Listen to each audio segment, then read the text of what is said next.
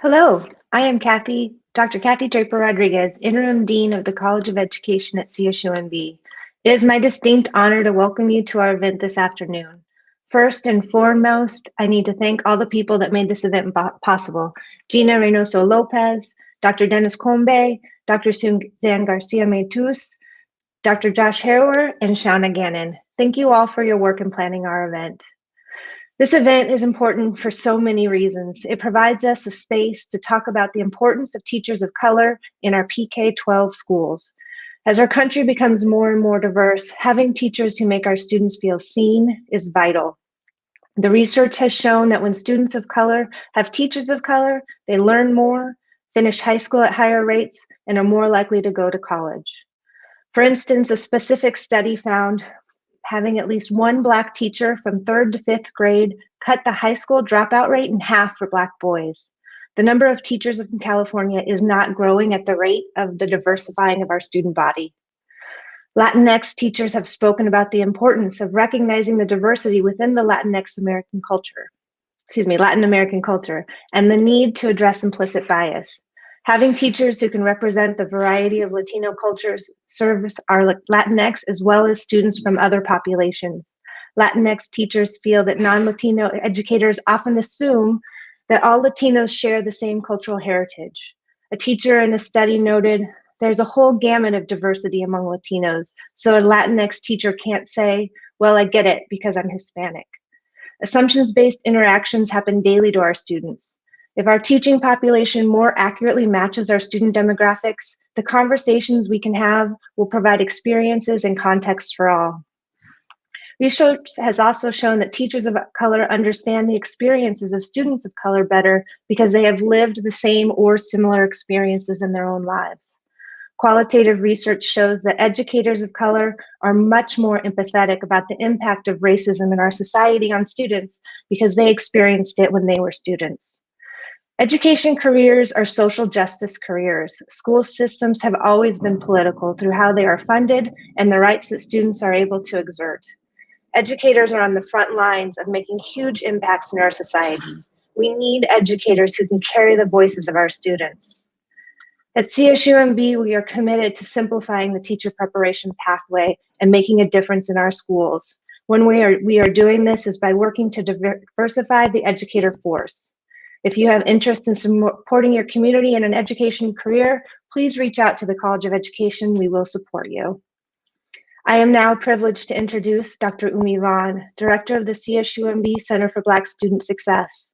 Dr. Vaughn holds a PhD in cultural anthropology from the University of Michigan and is currently an Associate Professor of Africana Studies. Take it away, Dr. Vaughn.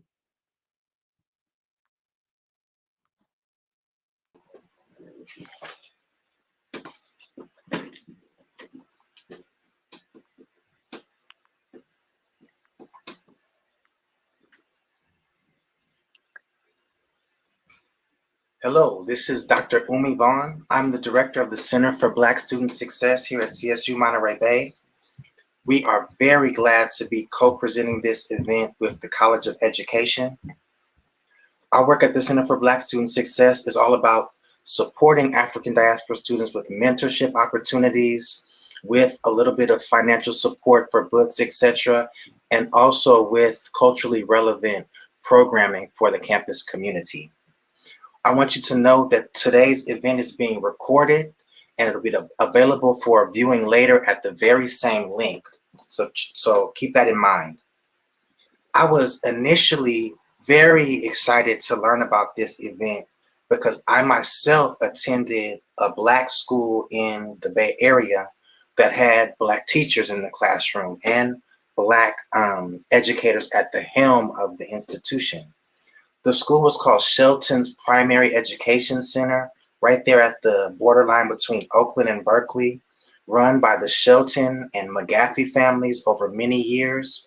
Our current Madam Vice President, Kamala Harris, attended that school before I did.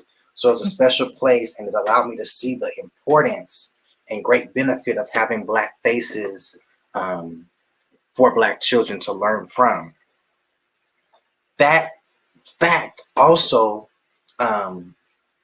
bore upon my decision to send my own son to Mills College Children's School, where he attended from preschool all the way through 5th grade.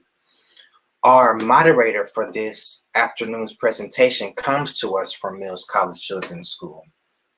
She did her undergraduate work there and continued through her academic and professional journey for more than 20 years, earning her master's, teaching in the School of Education at Mills, eventually receiving her doctorate in educational leadership. She's now been the head of the Mills College Children's School for 10 or maybe even a few more years. And in that role, I saw her great knowledge of the, cutting edge of education as a field. I saw her skill as a teacher. I saw the understanding and perspective that she brought as a leader and guide for all the families who entrusted their children to her. I served on a few occasions on hiring boards and had the chance to talk with her about unconscious bias in the classroom. I saw her navigate us through, children learning about race and how that works on the playground. And I'm very happy that my son went there. I'm very excited to have her lead our conversation today. I'm talking about Dr. Deborah Brown. Welcome and thank you. Oh my goodness. I did not know you were going to say such lovely words. Thank you so much. It's such a pleasure to be here this evening, and I want to thank you for that beautiful introduction. I have to say, oh goodness, I'm just a little flustered there.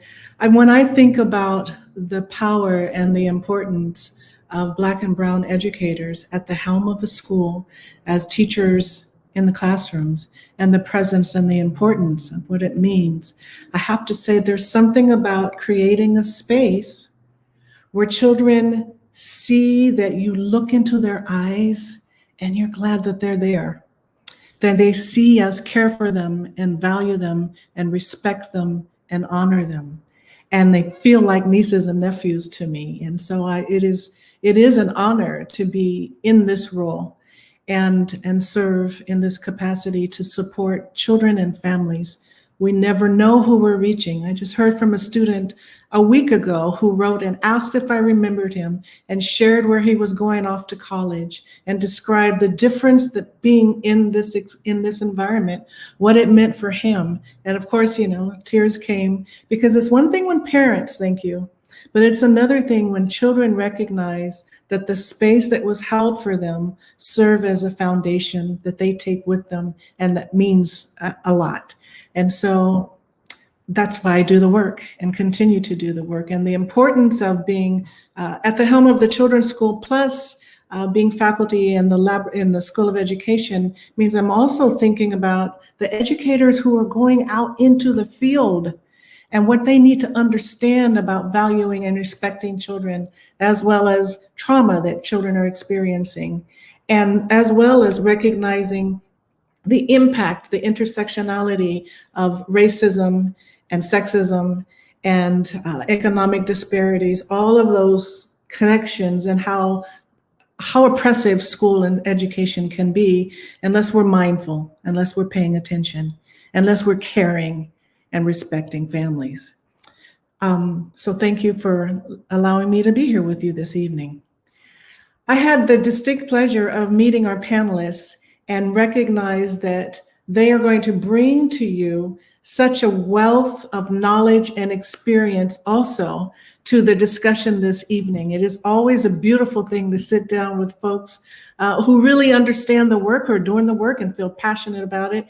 And when it's men, so there's so very few men. I've got just 2 on my campus, and I try to hold tight because it makes such a tremendous difference when children see Black men in the classrooms, brown men in the classrooms, reflecting them and their experiences so that they too can feel the connection between home and school.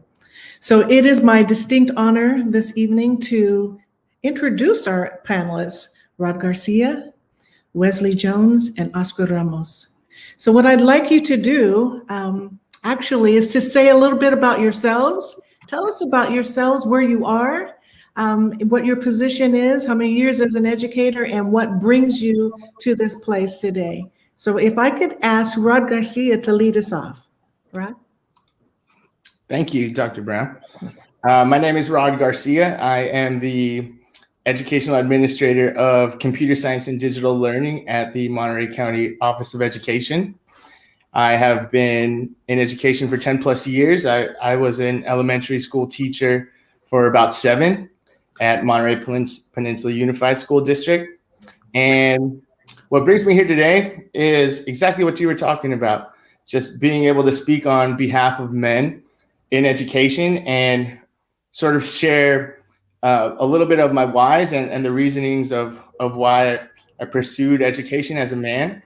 And I'm happy to share this panelist as well, or share the space with the other panelists as well. So I will pass it on to Wesley. All right. Good afternoon, everyone. My name is Wesley Jones, and I'm an employee for Bayview Academy in Monterey, where I teach PE from grades K through 4. And just working with students of those grade levels, they definitely teach you a lot about yourself, not just the latest fashion statement, but every TikTok dance move you can think of, right?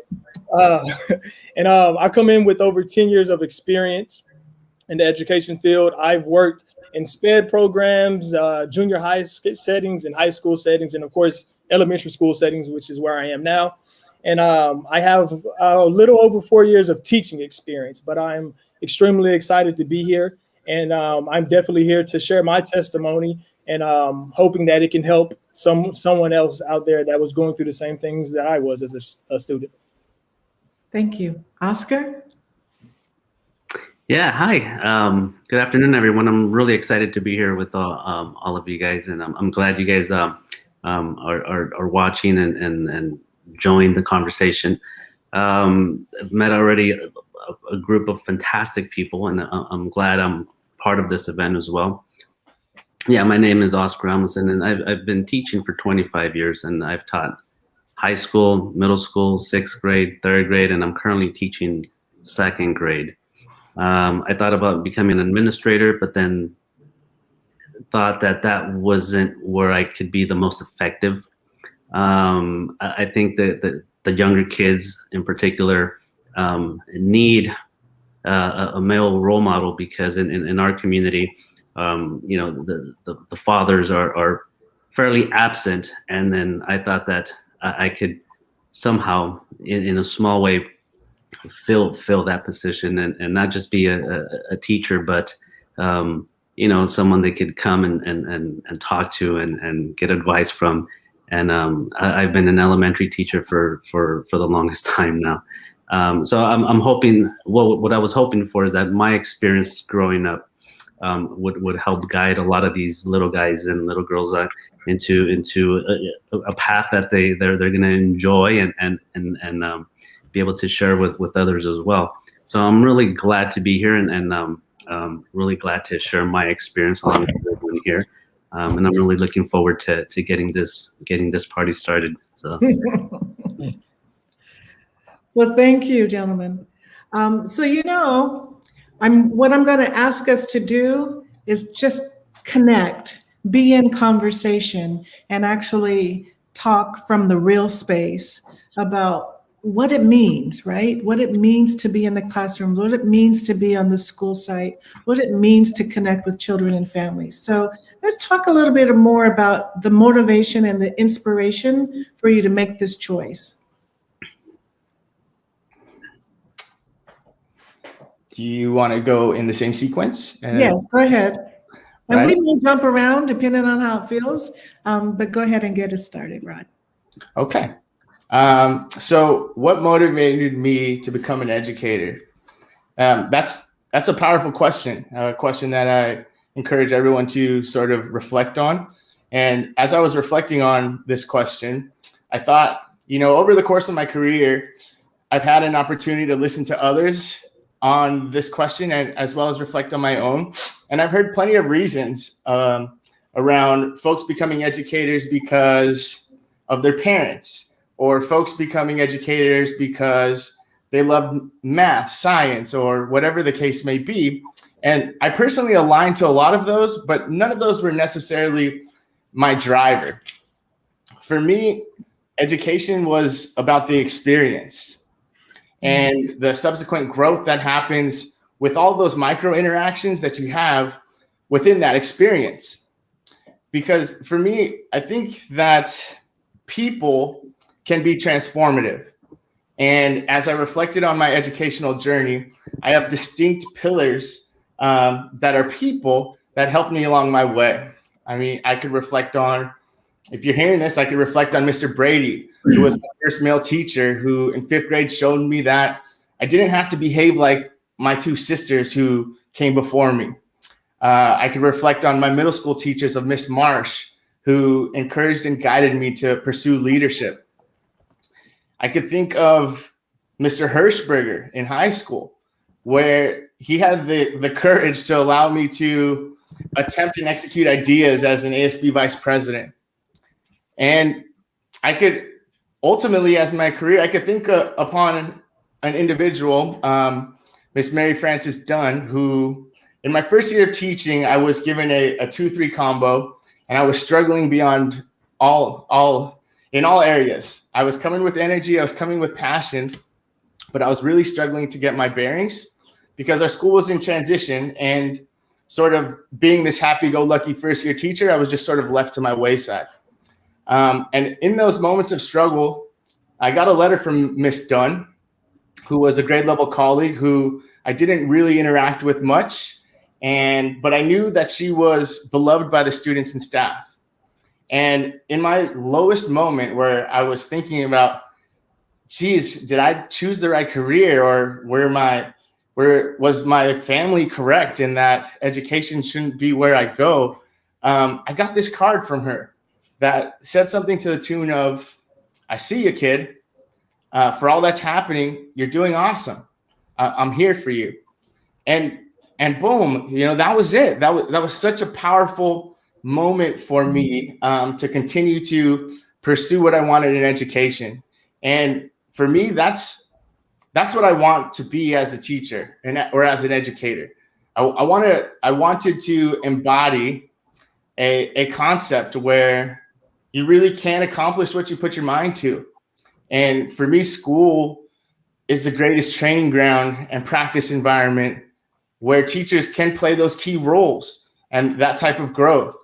And as I was reflecting on that, I didn't necessarily have anyone to hold on to as a role model in education. I was just sort of pursuing it apart from all other advice from other people around me, and hoping that I could make some change there.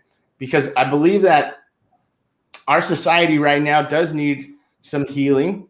And I've always believed that at a micro level with our students, the impacts that we make will ultimately impact the macro society. And so my motivation as a teacher was just to be able to exist and create environments that help foster that type of environment. It was never about a grade. It was about the experience that they were receiving within the school environment. And so I will thank you for listening. So I'll pass it on to Wesley. What motivated you to become an educator? All right, awesome. Thank you for that. My story is a little different. Well, first, I grew up in a small town in Texas called Temple. And one thing about Temple is that everyone literally knows your business. And growing up in school, it was challenging for me. It was difficult, but it wasn't because the work was necessarily difficult, but it was just because of the things I was experiencing at home that was difficult, right? So it really made it a lot more challenging for me just to focus in school, because I was more worried about if I was going to have an eviction notice on my door, if the electricity would be shut off, or if I have food on the table, so the last thing I actually really wanted to worry about was school.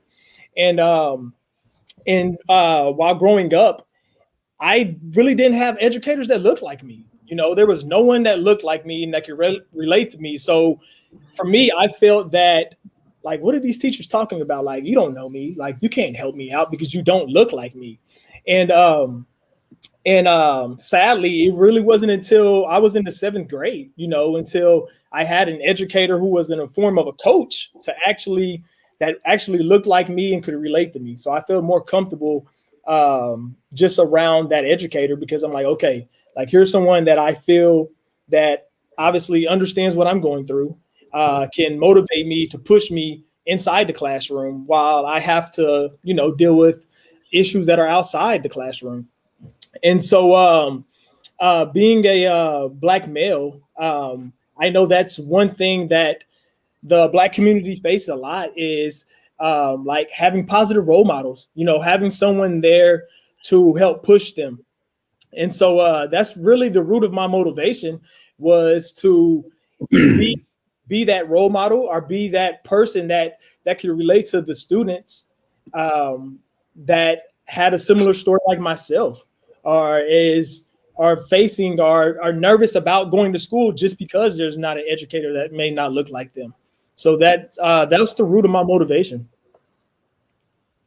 That's particularly powerful when you think about how important it is to have role models, to have the influence of educators in the school site who look like you. Oscar, could you add your story? Yes, of course. Now, I also grew up in a small town, Hollister. Only one high school, so everybody knew everyone. Hollister was mostly a farming community, and of course, a lot of the ag workers were, of Hispanic descent, mostly Mexican. Myself, Mexican. My family worked out in the fields as well. I worked out in the fields. So I think that was the expectation, was that I would, finish or maybe not finish high school and work out in the fields. I didn't really know about, big universities. The way I learned about big universities is through Sports Illustrated, the college football issue. I forgot my library book one time in 6th grade, and so I had to just sit and look at magazines, and I happened to take the Sports Illustrated college football magazine, and I would see these helmets, UCLA, USC, Pac-12 now, Cal, and for me that was like, that was an impossible dream. Like, these only super smart kids go to these schools. No one really talked to me about college, not really my family, teachers, and school was easy for me. It was really easy. I had an excellent GPA, enough that I was able to be accepted by all the UCs that I applied to, and I eventually chose Cal and graduated from UC Berkeley. But what happened with my experience was that there was a counselor. He wasn't my high school counselor. He wasn't my counselor. But some of my friends talked to that counselor and said, Oscar is not applying to any colleges despite his awesome GPA and all the stuff, all the clubs and organizations and volunteer work, because I didn't have anyone to help me fill out applications and financial aid or anything. So Mr. C, everyone knew him by Mr. C. He wasn't my counselor, but he took me into his office and he called my mother, and he said, "Hey, listen, your son's not leaving my office until he fills out some college applications. Is it all right if he stays in here?" And my mom obviously said, like, "Yes, keep him there. Keep him there overnight if you have to. Just have him fill out those applications." And then I filled them out, and then I said, "Okay, great. Can I leave now? Because I want to be out there with my friends." They said, like, no. Now we need some more information, because we need to fill out some financial aid forms. So we called my mom, and then my mom said, "Sure, what do you need?" She got all the information, fill out the financial aid forms and everything. I said, "Great, we're done. Can I leave now?" He's like, "No, absolutely not." I'm like, "Well, what is there? What's left?" He goes, "Now you're gonna get in my car, and I'm gonna take you to the post office. I want to see you mail the college applications and everything." So we went. He drove me to the post office, dropped it off, and then and I thought I was done, but he still wouldn't let me go. I go, like, what could possibly, what's next? So he said, "Well, now that we've done all that, we get to go and enjoy an ice cream." He took me and we got an ice cream, and we enjoyed a nice ice cream. Now, if it wouldn't have been for Mr. C, all that hard work, where would I be? I have no idea. But he took an interest, and he wouldn't take no for an answer. And because of him, I've been able to do what I do now. And I don't live in Hollister anymore. I live 30 minutes from Hollister in Salinas, where it's the what is it, the salad bowl of the world. If you have a salad, you most likely your lettuce comes from Salinas. But and I teach at Sherwood School, the largest elementary school in Salinas. We have almost 1,000 elementary students there. About 98% of them are from the Latinx community, and the great majority of the parents work out in the fields. And so I remembered Mr. C, and I said, I don't want to let these kids fall through the cracks. I want to be their Mr. C. I lived what their parents are living through. I understand their situation. I was there once, and so because I didn't want students to go through what I did, and I wanted them to know about college early on. Even in elementary, I do field trips to UC Berkeley and other universities when they're in third grade, because between third grade and high school, when they start going to universities, it's a lot of years, and you need to get them early. And so I wanted to be the Mr. C. I wanted to be him, and I didn't want to let kids fall through the cracks, and that's why I've been teaching for 25 years now. Teaching is the easy part. Going in and teaching is the easiest part. It's what you do after the teaching math and reading and everything else that's a little more challenging, but it's more rewarding, and I love what I'm doing, and I want to continue doing it for as long as I can. So that's a little bit why I became a teacher. So there you go. So you've all spoken a little bit about people and the influence of educators and the messages that educators embody in the classroom and through relationships. And so I'm wondering if you could say a little bit more about how your life experiences inform your approach to teaching, inform your approach to engaging with children, or the types of classroom communities you create. So if you could answer that, how does your life experiences inform the approach to the work that you do? I'll start this time. So I was mentioning how a lot of our families, my students' parents work out in the fields, and at the height of the harvest season, a lot of my students wake up, or their parents wake them up very early, 4 in the morning, 4:30, 5 in the morning, to take them to the babysitters so they can go work. So they never get a really a good night's sleep. Their sleep is interrupted. And so they come to school sleepy. You'll see some of them dozing off in the classroom. And, when it's not the peak season, income is a little hard to come by, right? So they have empty refrigerators. They don't have enough food. So they come to school and they're hungry. So I experienced the same thing. So when I see one of my students sleepy or dozing off in school, I don't yell and scream at them like, "Hey, wake up! What are you doing? This isn't, you're not in your house. You're in school," because I know what just happened. They were taken to the babysitters at 4:30 in the morning. They're going to be a little sleepy.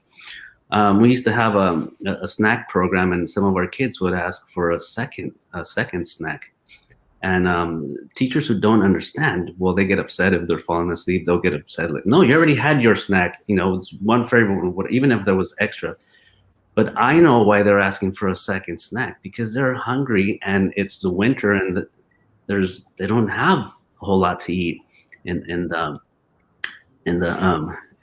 winter, because there's no job.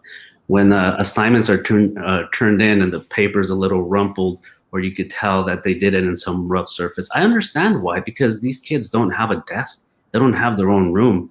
I've done home visits where the kids just turn over a laundry basket and that's their desk in the corner somewhere. So I understand that because I lived through it. So it's a little different when you learn about these things in a book, when you read about it, than when you actually live through it. And you're a little bit more understanding and a little bit, you sympathize. So you have to, we have to teach, some of our colleagues who don't really know that this is what the kids are experiencing, and that they need to be a little understanding. They need to be a little, patient, and that, have to show a little sympathy because they have their expectations, but they don't know the whole story behind what's happening with that child.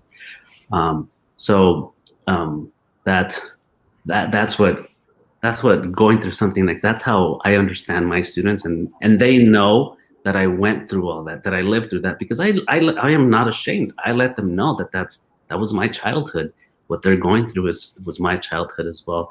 And so once they know that I actually lived through some of the stuff that they're living through, they relax and they say, okay, he gets it, he understands. Like, okay, there's not that affective filter just lowers, and you're able to engage with them more, rather than a teacher who's gonna yell and scream like, wake up, or stop asking for a second snack, where they're scared to even talk or say anything.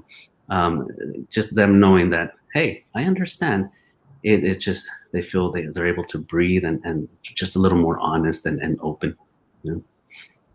I think you're describing what I referred to a little bit earlier about respecting children and respecting families. Mm-hmm. So it is possible for those of us who had similar life experience to come into the classrooms embarrassed and ashamed and not wanting others to see us.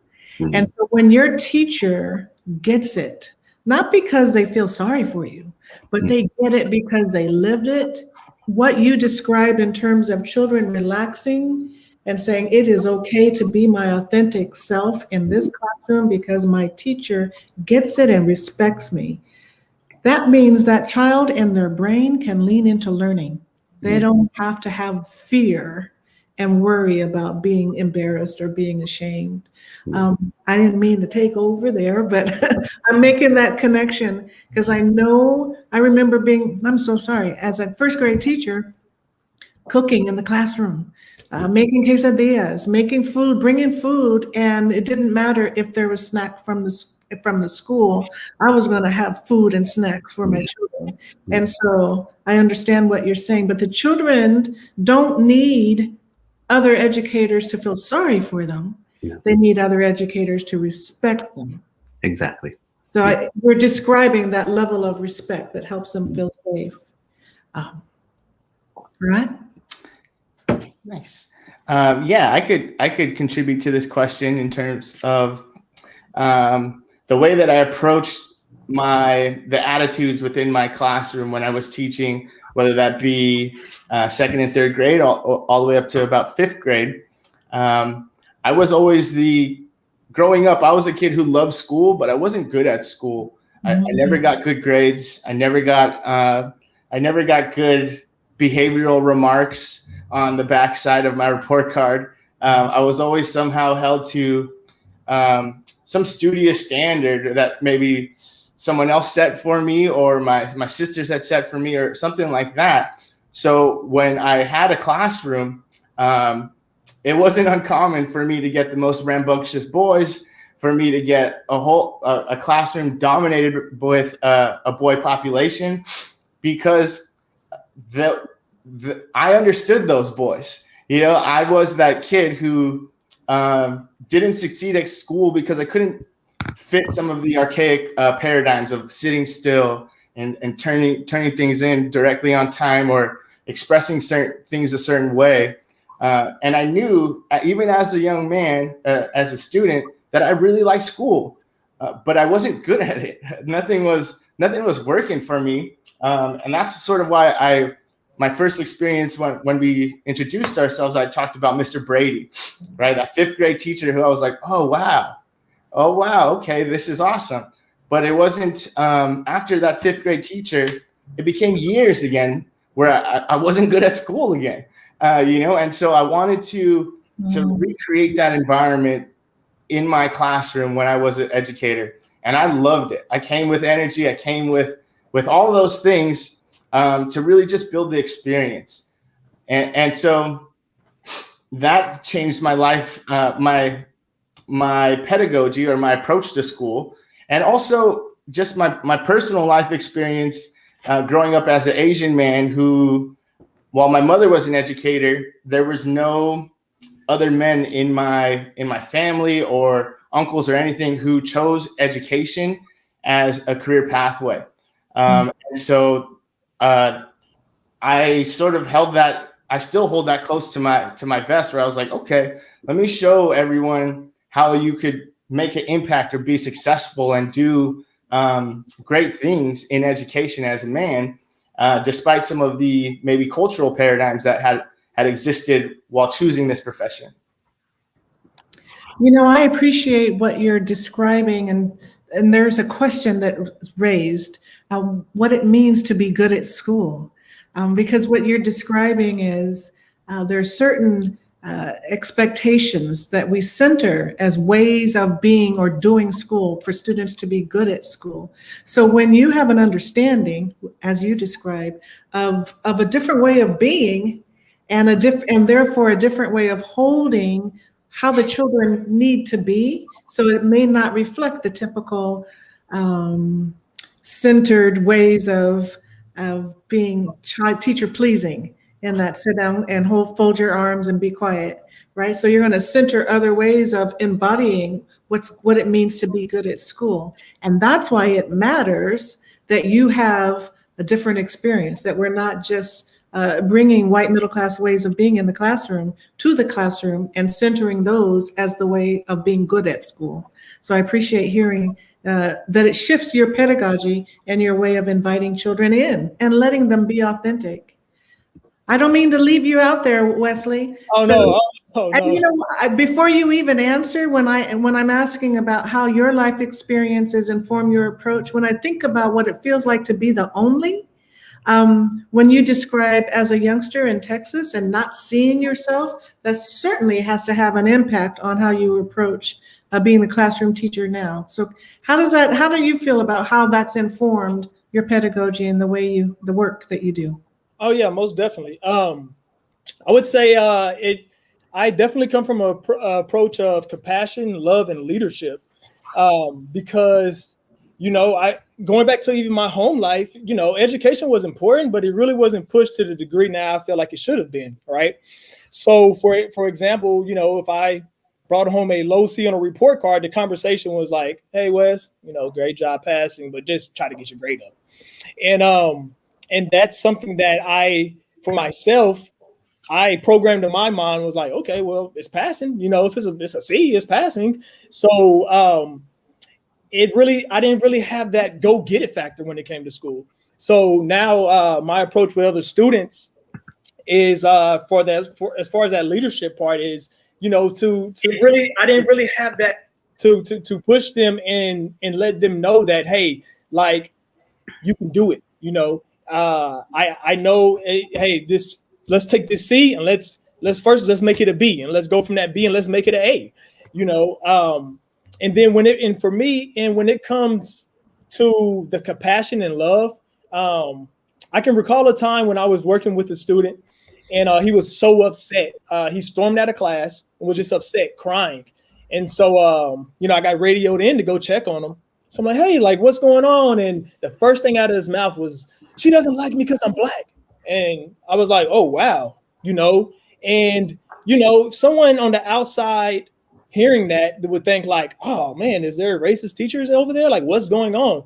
But the main problem was that he was really screaming, she don't understand me. She doesn't understand what I go through. And this is a child whose home life is pretty tough. So, and when you look at it that way, he was literally saying, she doesn't understand my home life. She doesn't understand what I'm going through. So it really it really helps me when I can go from a spot of compassion, because I can relate to that student and say, hey, well, this is how it was for me when I was growing up. So we were able to build that connection, and he's able to see like, okay, well, all right, Coach West is obviously here and he's been through some of the similar things that I've been through. So now it should help me out to push myself a little bit more and push through my own situations.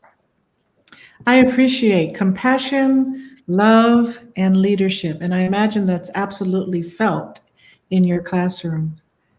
Gentlemen, I want to pivot to another question that I would like us to lean into a little bit. You are all three successful at what you do, and that shines through. But there has to have been some challenges along the way. And so can you talk a little bit about what challenges do you as men of color educators face in becoming, but also remaining in the field? Could you say, and you don't have to leave it on the challenge if there are some life lessons learned that help us with that. That's appreciated also. So challenges that becoming and remaining and lessons. Well, I think one of the challenges that I see is sometimes you're battling traditions and culture where some of the parents are stuck with the ideas of the past, and it's particularly more challenging for the Latina little girls, who's especially fathers like, no. What do you mean you're going to go out into the world by yourself in college and be by yourself? And absolutely no, not that. My sister, I was already in Cal, and my sister got accepted to Cal as well. And my dad said, "There's no way you're going to, no." I mean, to constantly fight those, those ideas. And trying to convince parents like, listen, this is the way, you have to let go. It's very challenging. Now, my sister said, well, you know what? I don't need your blessing. If you say no, I'm going anyway. I will run away, but I'm running away to college. So I think some of the more old-fashioned parents are still struggling to let go of that ideology. Like, no, you don't get to go. You get to stay home, or you get to stay and help your mother, or you need to get married, or whatever it might be. And that's it. And for the boys, sometimes it's listen, we need help now. So you work now. Okay, well, what is this about? Going to college and then helping the family 4, 5, 6 years down the line. Like, we need to eat today. So rather than thinking about what they need now, they need to start thinking, well, let's sacrifice a few years, let's struggle a few years so they can have a long, happy, prosperous life. So having to let go of some of those old-fashioned ideas is a constant struggle. And I think we're winning that battle now, because we're getting less resistance from parents. But it was difficult, and it continues to be difficult for some families. And it varies depending on where they're from, what country they're from, or like if they're from Mexico, what state they're from as well. So it differs in so many different ways. And I think that's been one of the challenges I've had to face throughout the years. I hear you describing standing as that bridge between a family culture from the past, but also helping to bridge, keep the windows opportunity open so that they can support their children growing, because standing in a place of survival is real. And so we don't want to minimize that, but at the same time, being that, I guess you're being that role model messaging for them too, how important and valuable it is to let them go, let them grow. And so that's important. Yeah, just because we they're going to let them grow, it doesn't mean they're going to lose any of that. Yeah. And my parents finally saw that. You know, we kept the language, we kept the traditions, we kept everything, and then so my father was the one that had to cope. My mom was all in, like, yes, you go. It was mostly my father was like, no. Oscar, can you speak a little bit to how your the challenges and becoming and remaining in the field and lessons? Did you? Oh, I just went, so you probably meant Oh, I'm Rod. sorry. Yeah. Rod, I'm so sorry. Sure, no worries. I think as a student of color, one of the challenges that many of them will face, and it's something that I experienced as in compulsory ed too, is that we don't actually have any teachers that look like us in a lot of ways. I reflect on my whole educational journey. I never had an Asian man be a teacher for me. And when I think of my previous assignments for boys in particular, just referencing our sites, I was one of two males at my school site, right? And so our boys, particularly boys of color, are often finding themselves in situations where they are going through education by a white female, who, whether or not they have empathy or cultural awareness of the different demographics in their class, I think would impact the experience that students have going through compulsory ed. And in terms of some of the challenges professionally, just being a man in education of color, some of the implications of that as well. Definitely those of us in elementary, that there are different dynamics that play, whether that be social or not, social that play as just being a man teaching young children in education that are challenging, as well as some external pressures, whether that be from home or things like that. I have family members who, while I was being a teacher, while I was in the classroom, would always introduce me to someone new as a teacher working on X. Just be like, oh, he's a teacher for now. He's working on, and that always just fundamentally bothered me in some way. But it was a challenge just dealing with that. Some of these narratives that sort of develop outside of your control, that you definitely have to continue to finagle as a man in education. Thank you. Wesley? Yes, I would say for me as a child, one of the challenges I faced was just simply being taught the importance of, maybe pursuing a career as a teacher, because for me, it was always like, hey, like sports, sports. Hey, you can go be a pro football player, pro basketball player, whatever the case may be. And I even remember times where I was in class and the instruction was, write or draw a picture of where you want to be 10 years down the road, right? And literally, myself as well as the other students of color in my class, like our pictures looked the same. They were all some type of sports players, and other students were drawing, like dentists or educators. And one thing that really pointed out to me how my teacher at the time was, hey, okay, well, go do it. If you want to be a ball player, go do it. And like, I feel like now, that challenge, it was just like, we were just kind of pushed off to the side, like, okay, basketball players, pro players, whatever. We hear it all the time. So that was definitely a challenge for me as a student. And whenever I think as far as being an educator and actually remaining an educator, one thing that stands out to me is a few slides that I was able to come across from the National Center of Statistics of Education.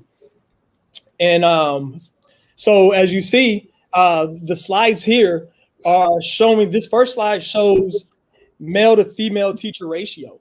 And as you see, the need for males is at an alarming number, through elementary and secondary school.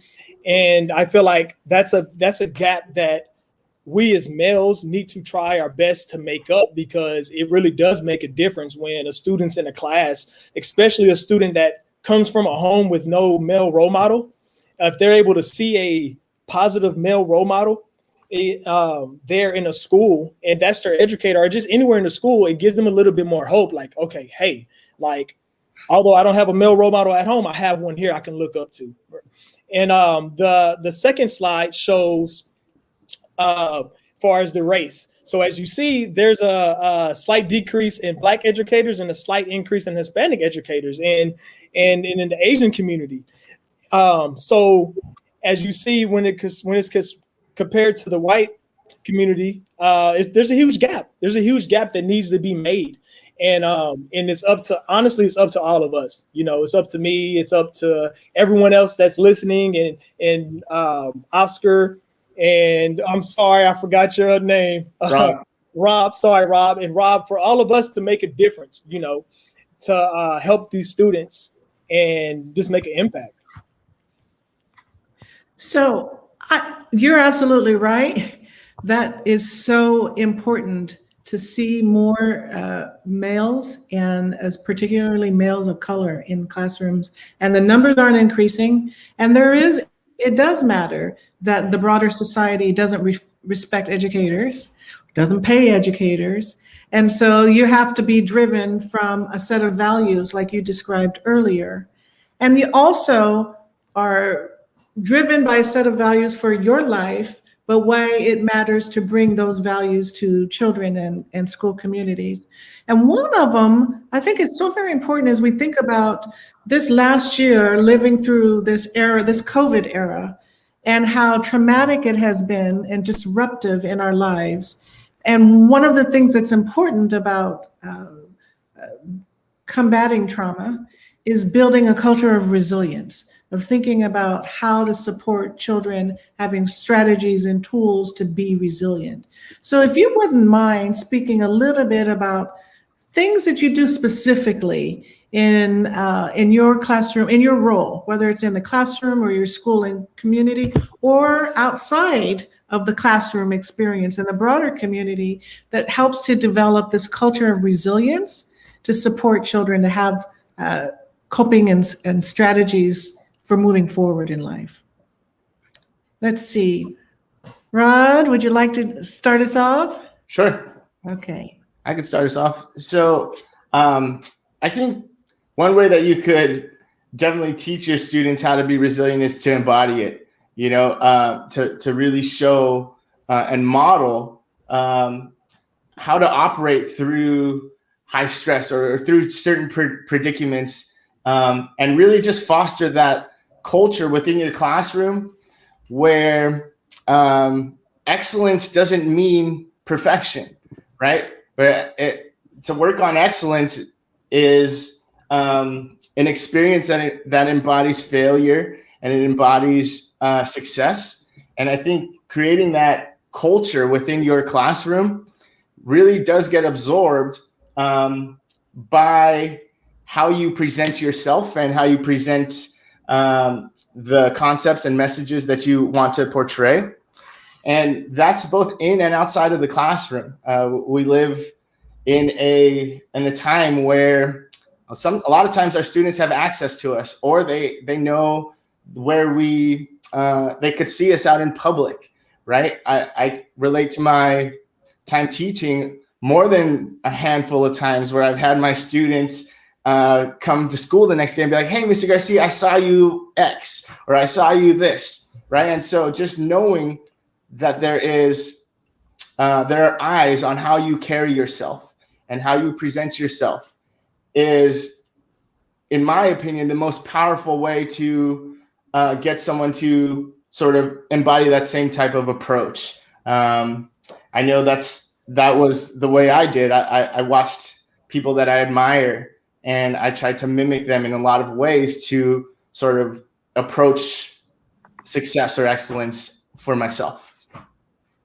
Thank you. So the way I like to build resilience is you build resilience through acceptance. Now, acceptance in many different ways.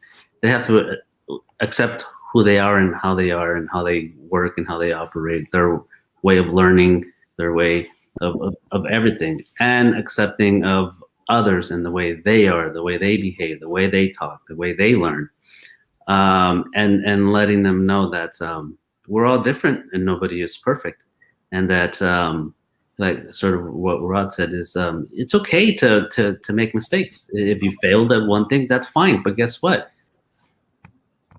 You learn from your mistakes. You learn from failures, and it's nothing to be ashamed of if you get the wrong answer, if you don't know, or any of that.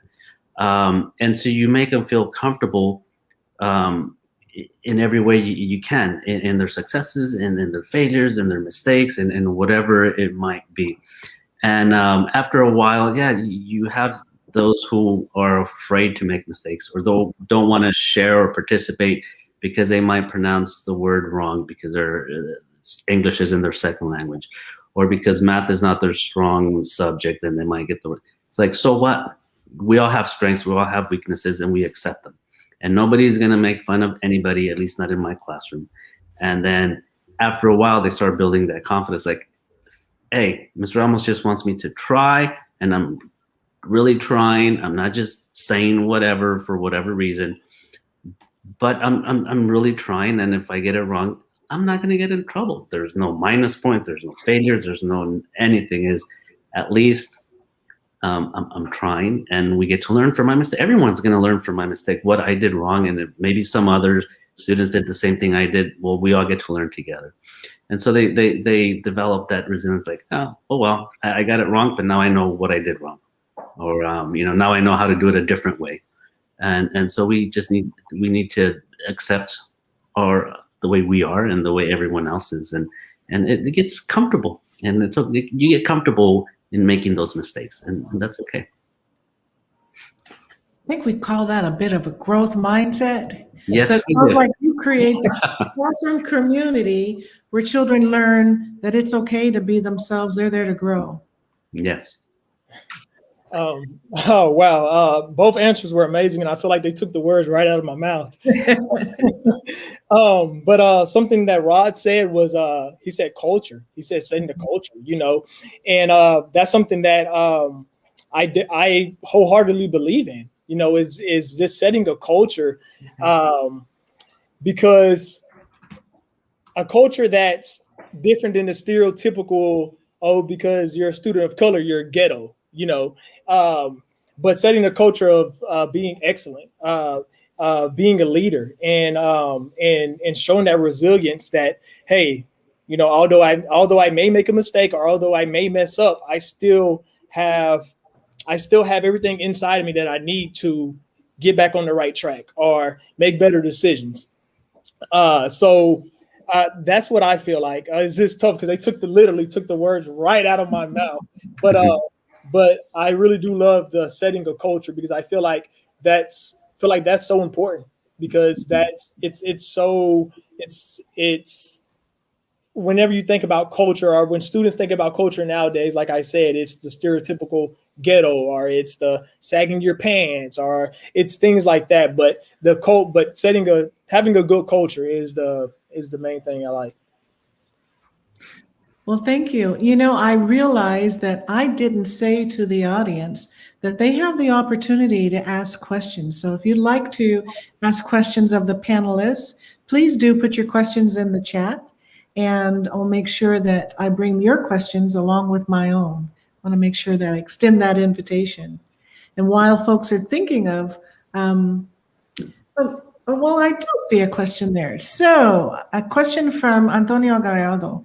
Do you have any specific words of wisdom for future elementary school teachers that will be educating male students of color, especially newly credentialed teachers? So words of wisdom for future elementary school teachers that are supporting male students of color. I would that's a great question, and I would definitely say this come from a spot of, like I said earlier, come from a spot of compassion and come from a spot of understanding. Would definitely be my words of wisdom, because I feel like with you doing that is going to take your relationship with those students from here to way up here. So yeah, making sure you have compassion and taking the time to honestly understand them, because just like us as adults, we know if someone's authentic. We know if someone is, just blowing smoke. The same thing with students. They know if you're authentic. They know if you are really taking the time out to care. Thank you. I think, yeah, it's important. Earlier I said teaching is the easy part, and it is. And you need to, the students are going to remember, how you interacted with them, what kind of relationship you built with them, a lot more than you teaching a multiplication, And so, it's important to teach the curriculum, but my advice is get to know your students. Take an interest, about who they are and their lives and their likes and dislikes and things that you might have in common with them. I mean, I've been teaching 25 years, but I have a lot in common with my students. There's sports, there's movies, there's comic books, there's a whole bunch of stuff. And especially at the elementary, right? You're asking about elementary. When they know that your teacher still reads comic books, their eyes are like, wait, what? Or that you still love Spider-Man movies or whatever. They're like, wait, what? So you make yourself relatable. You don't make it seem like you're the teacher, I'm the student, and that's the way it should be. No, it's about building relationships. And they always go that extra mile when you have that special relationship with those students where you have some things in common and that you take interest in them. Math, reading, and all that, guess what? Every teacher is going to teach those subjects and they're going to learn that. But that things that they're going to remember is when you took an interest in them personally. Mm-hmm. Yeah, just right in the same vein as you two. Building that relationship or finding that common ground, right? When I was teaching, I had a few times a week, I had what we call just like a brain dump, right? Where I would just walk with a student and sort of find that commonality. And it's such a different experience when you start thinking about, as Oscar keeps referencing, the relationships you build with your students as opposed to your obligations to your job. Right, where you definitely do have some obligations there, but if you that are going to be stressful as a first-year teacher. But if you really do start building just those small opportunities to have conversations with your kids, my goodness, when they're bought into you as a person or as your classroom as a team, a lot of the pragmatics start to sort of fall with that. And so my advice to new teachers would be start there. Start with getting your students on your team per se, because those of us who have played sports, we all know we have those coaches that we would absolutely run through a wall through, so to speak, right? And that same environment can exist in a classroom, whether they're struggling at math, whether they're struggling at English. If the culture's there, if the relationship's there, they'll bring the type of help they need to you, right? I can't explain that phenomenon because when I was teaching, it was just amazing how students would be like, "Hey, Mr. Garcia, can you help me with X?" Right? And it was great, It was these great learning experiences. So, advice to any first-year teacher: accept that you're going to get a lot of hoopla and logistic stuff, but if you could compartmentalize that, the whole other side makes up for a lot of all the stuff that we got to deal with as educators. That's for sure. Yeah, and one last thing: if you don't have a whole lot of things in common with a student or many of them, don't be afraid to ask. Like, hey, you know what? Tell me more. Like you liked it, but tell me a little bit more. And you learn. Yeah. So I want to appreciate what you're sharing about the power and the importance of relationship and creating community as foundational for children's learning, so that they can feel safe and valued and respected. I remember as a classroom teacher many years ago seeing a flyer about how to change the behavior, how to teach African American boys. And a team of us, I said, oh, we've got to go learn how to teach these boys. We've got to go learn what they need to do. And when we got there, what I learned was how we needed to change in order to be open and caring and nurturing and create community. The kids didn't need to change at all. It was us. And so if I can just contribute to that, staying open is so very important. And that we're the learners right along with the children. I have another important question here from Antonio Gallardo. Nope, that was it. So I think my screen moved. There we go. And so what do you think teacher preparation programs need to do better or differently to recruit and retain and graduate more men of color to diversify our teacher workforce with educators like yourselves? I'll jump in there. This is something that I've thought about, and when I reflect on my own experience in the credential program, I think our placement practices in terms of how we're pairing our teachers going through the credential program with their master teachers is powerful, right? If we know that we have men going through a credential program, why not pair them with another man that might be doing some of the similar approaches or giving them some perspectives? I know I yearned for that when I was in my credential program. I was like, I wonder what Mr. Blank is doing, and it just, it was something that when I was a master teacher, I wish happened for my own classroom, that I was paired with another man, so that they could sort of vibe on a little different level, right? And so I think that could be just one powerful piece, definitely in any credential program. If you're trying to retain men, pair them with another powerful man like Wesley or Oscar that's in the classroom, so that they could see that foundation of passion and relationships and that approach. And it really does create the foundations for our new teachers when they are able to get their eyes on a classroom like that. Wesley? Well, to be honest with you, I am currently in the process of getting credentialed. So, but what Rob said is definitely something that I know that I will want. So he was spot on with that. Is pairing up with someone that's strong and that can help you through the whole process. So what Rod said for me was spot on, and I couldn't agree with you anymore, brother. Right on. Oscar?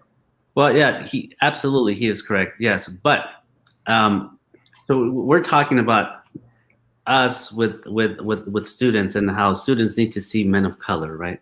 Well, guess what? At the credential level, we're students, and so we need the same thing. We need to see the same thing. We need our professors to look like us as well, and to have that same experiences and that insight that they've already gone through what we're going through now. But to hear someone of color tell us what we're talking about now, back when we were getting our credential, I think it would have been so much powerful. And so I think at that level, we need people of color too. At the professors teaching us as well. So I'm going to take David Sheffman's question and build on that and ask you, for newly credentialed teachers who need mentorship, do you receive that kind of ongoing support? And what kind of supports would you like to see in place for new teachers of color at your schools? You know what? I will be completely honest. No, I didn't receive that kind of support, but I had to look for it. The school where I was, where I got hired, I looked for my own mentors, and they were more than willing to help. just like now, at Sherwood, we have a lot of interns, placed in our school, and they have their mentor teachers who are fantastic. But every once in a while, I'll have one of the mentors come and talk to me and ask me for some advice and some pointers and all that. So we have to be open to anyone who's willing, who craves that insight as to what we're thinking and what we're doing. But if anyone here doesn't have a great mentor, or you think they're great but you need someone different, then don't be afraid to find someone on your own. Go, believe me, every educator, the door is wide open, and they would welcome you in and give you advice and tips and on everything and anything. Thank you. Wesley, it looked like you're about to add. Yeah. I was about to jump in. For me, one thing I can speak on as far as the credential part, I can't speak too much about that, but I know at Bayview, the school I'm at now, we do a great job on just creating a space for teachers of color. But the thing that I like about it the most is that other teachers are involved in it too, so they're actually wanting to learn more, to see your perspective and to understand, so they are able to connect with their students. So we actually have just a safe spot where we can all just go in and talk and just be real with each other. I can recall a time where we had a book club, and we all read the same book, and it was actually understanding how of just the community of colored individuals are how they look at things, or how they are treated on a daily basis, just to help them all understand a little bit more. Mm-hmm, mm-hmm. Yes, and to add on what both Wesley and Oscar said, in terms of just finding your supports, right? And I reflect on my own experience. It was similar to Oscar's. I didn't have any mentorship or support. I just sort of figured out what I was doing as I was going. Like I said, my first year teaching, I was thrown in a 2-3 combo, so, and just sort of left to float along. But when I do think about who was supporting me during that time, there were people like Miss Dunn, who I referenced, who, whether that be verbal, they were sort of people within your school who found ways to support me and found ways to sort of show me some perspectives. And I think going back to the placement practices of credentialed students, just the hiring practices of our schools, right?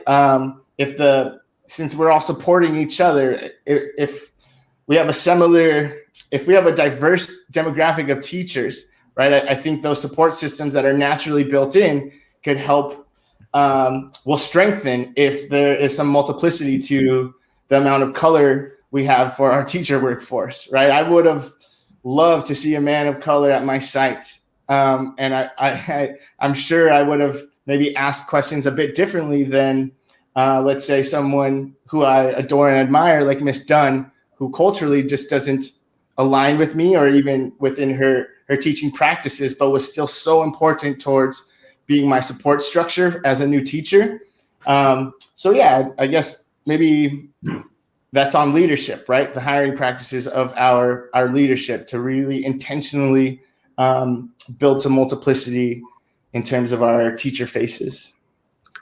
Can I add a side point that someone had asked? Yes. We had previously talked about the question about recruitment and retention. And I just heard Rod, he was thrown into a combo class his first year. That's not the way teachers should start off their career. So typical, it's your first year and you're thrown into a combo. And if they do that for the first year and the second year and the third year, man, you're burning them out in their first few years. But we have to look at where we place our teachers as well, especially the incoming teachers. Mm-hmm. So all of what you said is really important. And I think that you have to first start with, are you a reflective practitioner? And so if you know that about yourself, that you need to process and talk and think about what you did today and what you might do differently and what you're learning each day, then if there are not systems set up in the school, you do want to reach out and find somebody to reflect with so that you can have that connection. I think I heard that said already. And it matters tremendously if the school system already has coaching models built in and support models built in. And if they don't have the formal structures built in, finding that sounding board, somebody that you could just be your authentic self, makes such a tremendous difference as you're processing each day how things are going and what you're learning. I want to add, oh, it changed again. Yes, there we go. It's Daniel Rivas's question on how do you use your identity as a male educator of color to collaborate with colleagues that otherwise just might not see your same perspective? And I think I was leaning into that a little bit earlier when I was asking about challenges. This could be one of those challenges. How do you use your identity as a male educator of color to collaborate with colleagues that they might not see your perspective? I think I'll chime in here, just because being a male in education is sort of a minority ratio. I think it's important to allow yourself to be vulnerable, right, and allow yourself to express your viewpoint to others, right, with conviction and really believe in your practice. And I think that does ultimately challenge the perspectives of others at your school site, of others that are around you. If you are willing to share your story, just bringing your story to other educators who, we all have the same goal, is to improve student outcomes, right? But being in sort of a coaching or administrative perspective, coming from that perspective, I would have the good opportunity to see how differently folks, even within a grade level band, approach the exact same topics, right? And so often we see teachers trying to accomplish the same goal, but they're swinging different bats, right? They're doing it differently, and we don't necessarily know what our teacher our classroom to the right is doing to pursue the exact same goal, right? And it should be our own prerogative as an educator to share that with others, or to continue to build that community as teachers within a school site, to where your perspectives are heard and challenged. And I think being a male, your perspective may challenge the status quo because the teaching force might be 70+% female, right? And so when you're identifying as a male educator, you need to be able to express that opinion with some confidence. And you need to be able to express your reasoning behind some of the ways you approach your work. And that conversation right there is the beginning roads to really building that sort of teacher community that we need to actually address student outcomes of our schools. Yeah, the first thing that came to mind was that how do you use your identity as a male educator of color to collaborate with colleagues that otherwise might not see your same perspective? The first words that came to mind were very carefully. Because you don't, your colleagues, you work in the same school, you work in the same field, and you don't want to come across as a know-it-all, or that your way is the best way and the only way. And sometimes they might not know, might not understand, or might not realize what they're doing.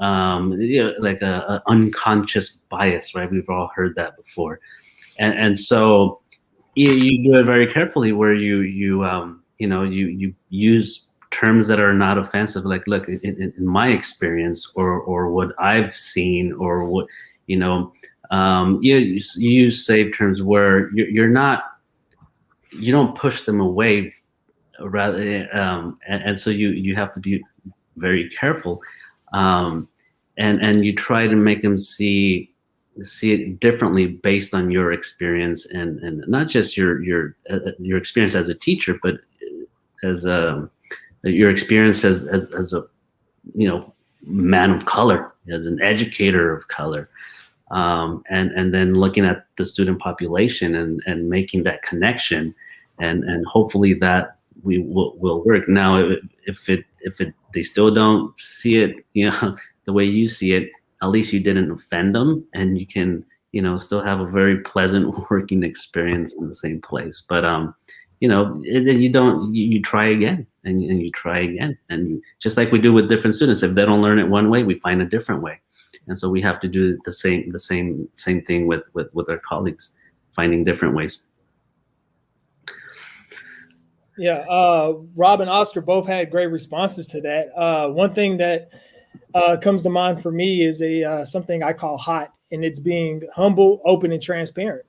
And I feel like that's huge, and just being as far as the humble part is, for a colleague that may not see your same perspective, is just, explaining to them, sitting them down, maybe having a one-on-one, but coming from a humbled spot, not nothing like, oh, I know it all or nothing like that, but just somewhere humble, just so you can open that door and be honest with them. And then I really feel like if you're humbled and honest, it's going to lead to transparency. You both are going to be able to be on the same page and both be able to understand, the differences that each other has, but for the most part, come to some kind of common ground and some understanding of each other. Thank you. And for my final question, just want you to reflect and share, how have you dealt with the negative stereotypes of being men in education? This question comes from Gina Lopez.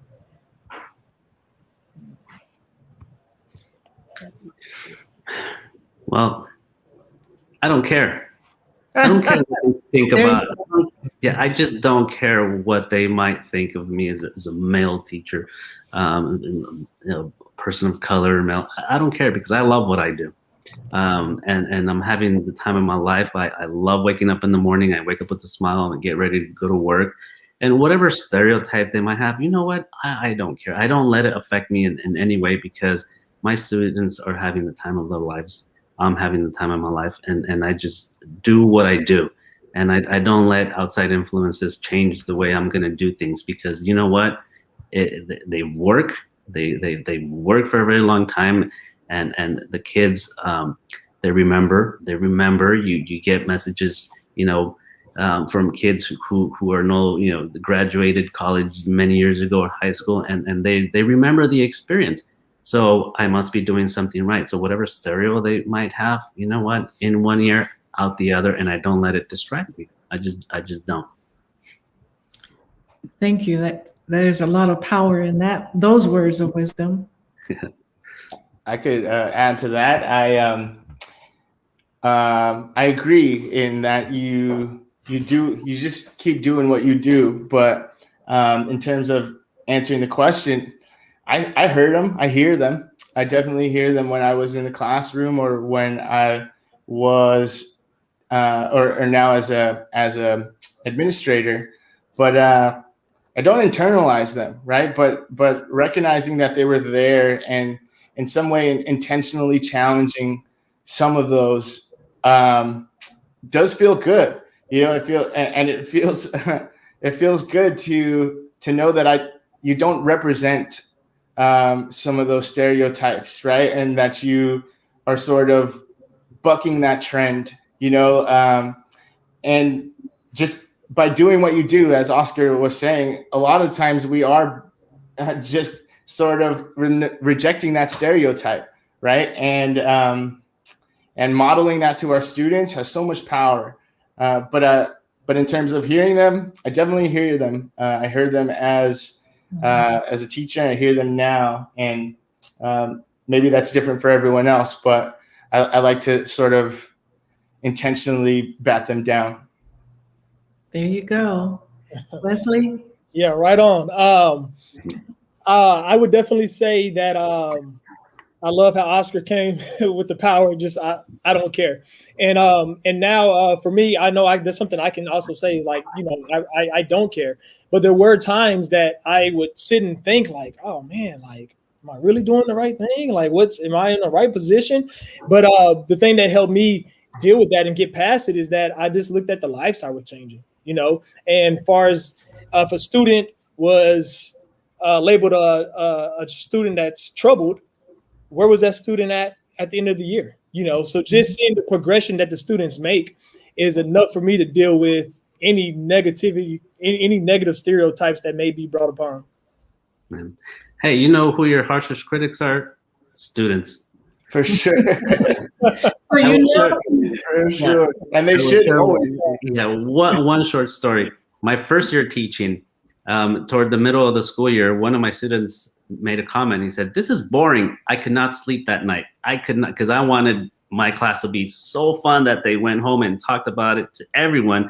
And when I heard that comment, I couldn't sleep. And then after that first time, I'm like, well, wait a minute. We're not going to have fun every day. Not everything's going to be fun. No. So yeah, exactly. But students, yeah, they'll let you know.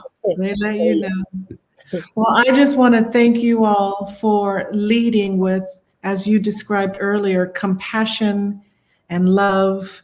And now I'm going to add power and embodied leadership, because it is through your communities that you are creating, where you are standing there and walking in the room and showing them every single day what it can look like, and what they can grow into, being that mentor, being that role model, and being someone that cares. Like I was saying, looking them in the eye and saying, I'm glad you're here and I got something for you. And it might not be fun every day, but I got something for you.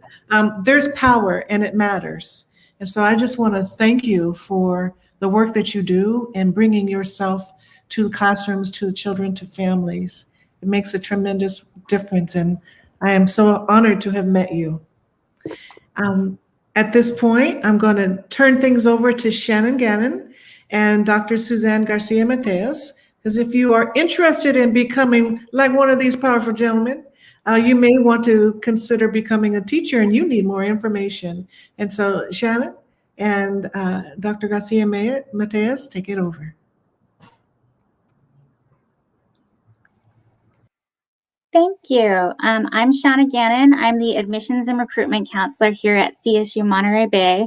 And I hope that our speakers today have inspired some of you to consider the possibility of pursuing a career in education.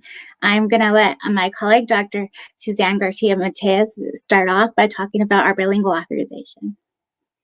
Yes, buenas tardes. Hello. This has been such an inspirational panel. I just wanted to say I really enjoyed listening to everybody's stories. But I'm going to share a little bit about what I do so that you have more information about the program, one of the programs that we offer. So I'm the program coordinator for the bilingual authorization. And so this is a program that will open up opportunities for you to teach in Spanish if you're bilingual. I have a lot of students who have learned Spanish in their communities and at home, and sometimes aren't sure if they can be a bilingual educator. And so please contact me, email me, and I'm more than happy to speak to you about it in greater detail. So just like we need more male educators just in general, we also need a lot more male bilingual teachers. And the other thing I just wanted to add is that sometimes teachers think that if they're getting the bilingual authorization, that means that they need to teach in a bilingual ed program, or that they need to teach in an elementary school setting, but that's not true. The bilingual authorization is for any teacher who has children in their classroom who are bilingual, whether or not it's a bilingual education program. And this is also something that you could pursue if you're a secondary teacher. So please reach out to me, and I believe Shauna's going to share a little bit more information about our others. So I just want to thank you all for coming again and let you know a little bit about what CSUMB does have to offer you. We have 3 teaching credential programs for elementary education, secondary education, and special education. All of these programs have different pathways to go through. So whether you're undergraduates, transfer students, or graduates, the credentials in California, though they typically are done in a 5th year, can also be done in conjunction with your bachelor's degree in some circumstances. So for those who are undergraduates and transfers, we have integrated pathways in our liberal studies program for elementary ed and special education. And for those just coming in, we also have subject matter preparation pathways in math and English that can help you with some of those hurdles and to get you that subject matter down before you enter your 5th year credential program. We also have post-bac credential program pathways for those who are entering the program after getting their bachelor's degree. We have a 1.5-year pathway that allows you to get your teaching credential. And then we have a 2-year internship pathway for those who may have already been teaching and are looking to work full-time as teachers as they go through the credential program. In addition to that, we offer a 2-year master's in credential pathway for both elementary and secondary ed. And this pathway lets you work on both your teaching credential and your master's of arts in education simultaneously. So it's a great opportunity to get both of those done at the same time. Speaking about master's programs, we do also offer master's pathways for school psychology, for the MAE for education administration, and for speech pathology, along with standalone master's degrees for the Masters of Arts in Education, focusing on curriculum instruction and special education. So I went through a lot of that right now, but I just want you to keep CSUMB in mind. If you don't know where to start, if you're interested in education and all of this has got you fired up, please reach out to us at csumb.edu/teach. I'm going to go ahead and pass it over to Dr. Dennis Combe to finish up our program. All right, thank you so much. Our event has come to a close. Please join me in thanking our moderator, Dr. Deborah Brown, and our amazing panelists and speakers today, Mr. Rod Garcia, Mr. Wesley Jones, and Mr. Oscar Ramos. And I would also like to say thank you to Dr. Umi Vaughn and the Center for Black Student Success for co-sponsoring this event, and to Sonia for her production support. So we are so glad that you're able to join us, and I hope you have a fantastic evening. So thank you all. Stay safe.